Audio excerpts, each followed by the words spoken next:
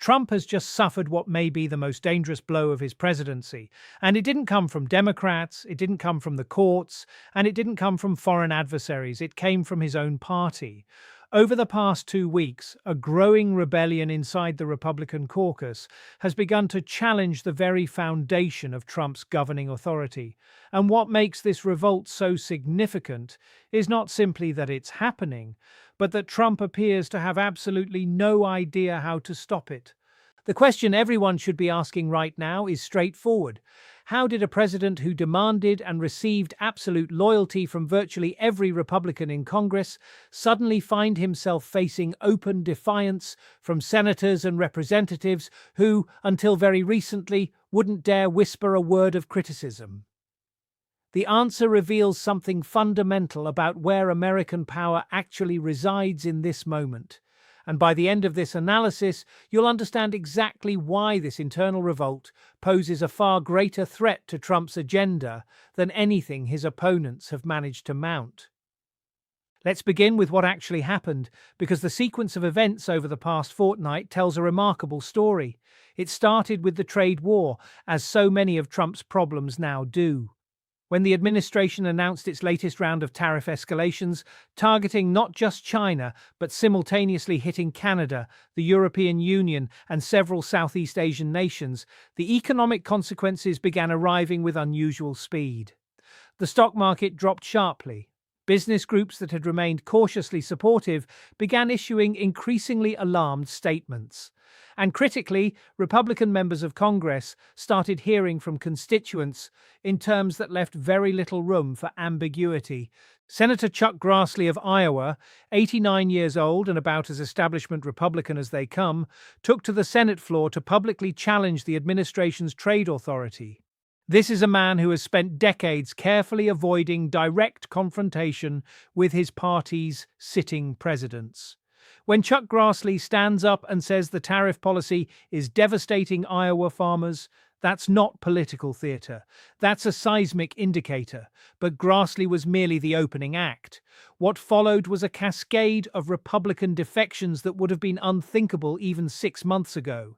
Senator Todd Young of Indiana co-sponsored legislation to claw back presidential tariff authority, a direct challenge to the executive power Trump has wielded as his primary economic weapon.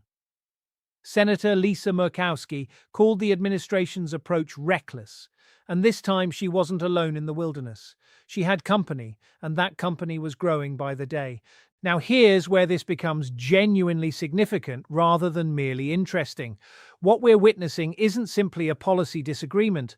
Policy disagreements happen all the time and are typically managed through quiet negotiation and the occasional public statement of concern followed by a reliable vote in favor of the party line. What's happening now is structurally different. Republican members are not just expressing concern. They are actively legislating to constrain presidential authority. That's not dissent. That's revolt. The numbers tell the story with uncomfortable clarity. When the Senate voted on a resolution to limit the president's tariff powers, 12 Republican senators voted against the administration. 12. In the House, a similar effort attracted over 30 Republican co-sponsors. These aren't fringe figures or perennial troublemakers. These are committee chairs, appropriations cardinals, and members whose districts went for Trump by double digits. When people who owe their political survival to Trump's base start publicly defying him, something fundamental has shifted in the power dynamics. And the really significant part is what drove them to this point. It wasn't a sudden attack of constitutional principle, though some of them are certainly framing it that way. It was economic pain. Tangible, measurable, impossible to ignore economic pain landing directly on their constituents.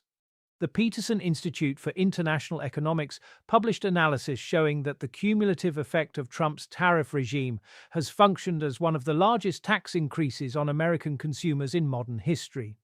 When you translate that into the language that congressional offices actually speak, it means phones ringing constantly with angry voters asking why everything costs more.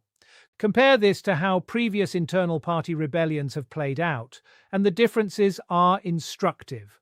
When Republican senators challenged Trump on the first impeachment, they did so knowing their voters largely supported the president, and that defiance carried enormous political risk. The calculus was principle versus survival, and survival mostly won. This time, the calculus has inverted. Supporting Trump's trade war is now the politically dangerous position for many Republican members because the economic consequences are landing in their districts with the subtlety of a freight train. You might be wondering whether this revolt has any real teeth or whether it's simply another round of Republican hand-wringing that ultimately leads nowhere. That's a fair question, and the answer requires looking at where the institutional leverage actually sits. The critical development that most coverage has underplayed is what's happening with the appropriations process. Republican members on the House Appropriations Committee have begun inserting language into spending bills that would restrict the administration's ability to use certain emergency authorities for trade actions. This is, shall we say, somewhat more consequential than a strongly worded letter. Appropriations riders are the quiet machinery of congressional power, and once they're embedded in must-pass spending legislation, they become extraordinarily difficult to remove without triggering a government shutdown fight that the administration can ill afford. Senate Finance Committee Republicans have simultaneously been working on legislation that would require congressional approval for tariffs above a certain threshold. The committee's ranking dynamics have shifted measurably, with members who previously deferred to the White House on trade now actively participating in drafting constraint mechanisms. When the Financial Times reported on these developments, they quoted a senior Republican aide saying, and this is worth paying attention to, that the mood had shifted from tolerance to frustration to something approaching genuine alarm about economic trajectory. Now let's examine this from the perspective the White House clearly wasn't expecting. Trump's response to the rebellion reveals a president who has been caught genuinely off guard by resistance from a quarter he considered permanently secured. His initial reaction followed the familiar playbook: social media attacks on disloyal Republicans, threats of primary challenges, and invocations of his base's devotion. But here's what that playbook misses about the current moment. The base itself is feeling the economic pressure. Consumer confidence surveys released in recent weeks show declining optimism even among self-identified Republican voters.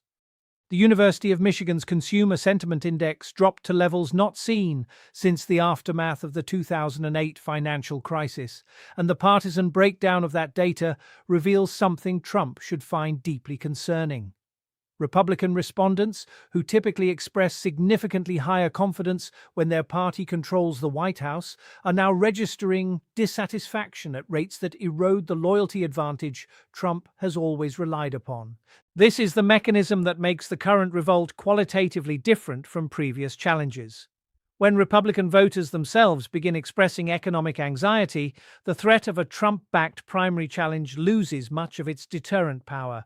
A Republican senator facing an angry electorate worried about grocery prices and retirement savings is not going to be intimidated by tweets about disloyalty. The economic reality has, for the first time, begun to outweigh the political mythology. And the international dimension compounds this considerably. America's trading partners have learned to target their retaliatory measures with surgical political precision. When the European Union imposed counter-tariffs, they didn't spread the pain evenly across American exports.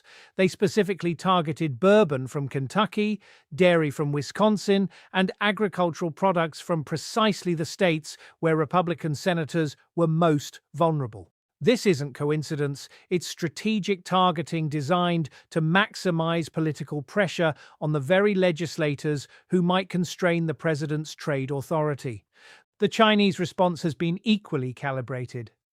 Beijing's retaliatory tariffs hit American agriculture with particular force, and China simultaneously accelerated purchases of Brazilian soybeans and Australian wheat, signaling that the lost market share wouldn't simply return when negotiations concluded. For farmers in Iowa, Nebraska, and Kansas, this means the damage isn't temporary disruption, it's permanent market displacement.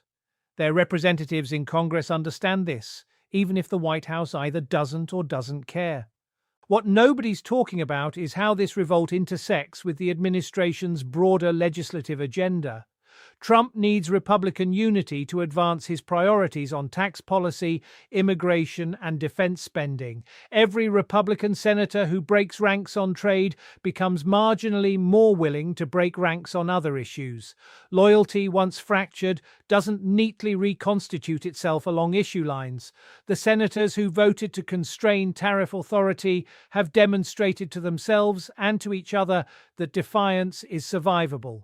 That lesson will not be forgotten when the next controversial vote arrives. Consider the historical parallel that illuminates what typically follows this kind of internal party fracture. When congressional Republicans broke with George H.W. Bush over his 1990 budget deal, the immediate issue was taxes, but the broader consequence was a fundamental weakening of presidential authority within the party that contributed to Bush's eventual electoral defeat. The mechanism was identical to what we're seeing now. Economic pain eroded base loyalty, which reduced the political cost of defiance, which emboldened further challenges to presidential authority, which ultimately destabilized the entire governing project. The question of whether Trump can recover from this depends on variables he doesn't fully control, and that's precisely what makes it so dangerous for him. If the economic data improves, if markets stabilize, if consumer prices moderate, the revolt may lose momentum as the underlying pressure dissipates. But the trajectory of current trade policy suggests the opposite is more likely. Tariffs already announced haven't been fully absorbed into consumer prices yet. Retaliatory measures from trading partners continue to escalate, and the Federal Reserve has signaled clearly that it won't ride to the rescue with rate cuts while tariff-driven inflation persists. The implications for the next 18 months are genuinely profound. If this revolt consolidates into a durable faction within the Republican caucus, Trump faces the prospect of governing with an effective minority even within his own party. Legislative priorities will require negotiation and compromise with Republican members who now possess demonstrated willingness to defy the White House.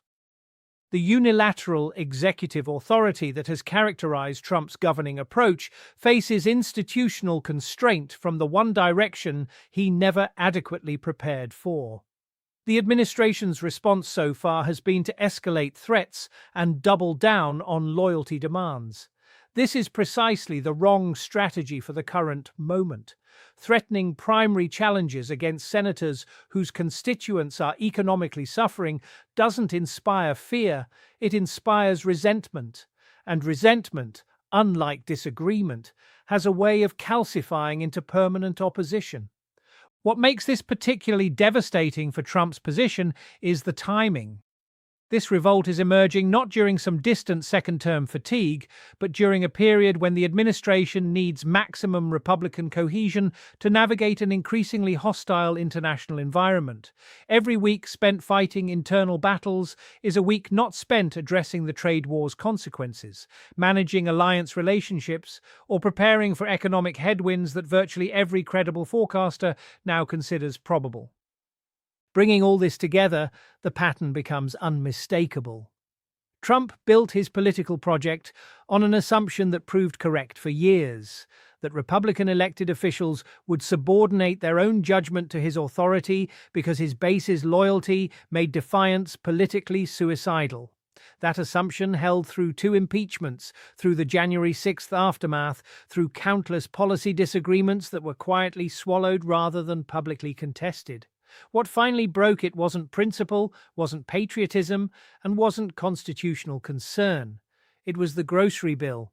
The economic consequences of Trump's trade war have done what no political adversary managed. They've given Republican members of Congress both the reason and the permission to challenge presidential authority in ways that carry real institutional weight. The appropriations riders, the legislative constraints on tariff authority, the public statements from previously reliable allies, these aren't symbolic gestures. They're structural changes to the power dynamic between the executive and the legislature that will constrain this administration's freedom of action for as long as economic conditions provide political cover for Republican defiance. If this pattern continues, and the economic data suggests it will, Trump faces the prospect of becoming something his ego may find more intolerable than electoral defeat. A president whose own party treats his authority as negotiable rather than absolute. The loyalty machine that carried him through crises that would have destroyed conventional politicians has finally encountered the one force it cannot overcome. When your supporters start losing money, no amount of rallies, social media fury, or primary threats can compensate for the simple reality that people vote their wallets before they vote their tribal loyalties. Such is the way of things. Trump demanded absolute loyalty, received it for years, and then pursued economic policies so damaging that even loyalty has its limits. When the history of this administration is written, this may well be identified as the moment the governing coalition began to fracture, not from external pressure, but from the accumulated weight of consequences that could no longer be denied, explained away, or blamed on someone else. The revolt from within has begun, and Trump, for perhaps the first time, faces opposition he cannot simply bully into submission.